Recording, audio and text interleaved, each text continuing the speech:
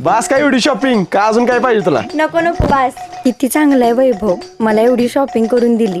आईला माझी तारीफ करते वाटतं. माझ्या तू येशील का? चल जाऊया. अरे वैभव चल चल लवकर आत चल. अगं झालं काय? चल चल चल. ऐक ना, हिथंच लपून बस, इथनं हलू नकोस. अगं पण झालंय काय?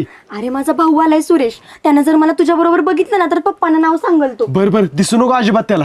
अरे देवा, मी वैभवला सुरेश माझा भाऊ आहे म्हणून सांगितलंय, पण माझा आणि सुरेशचं लपड आहे हे वैभवला समजलं तर वैभव सोडून देईल मला. काय झालं? काय नाही काय नाही.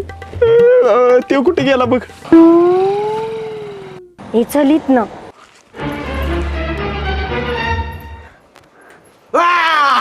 वैभव तू इथं मग सुरेश तू?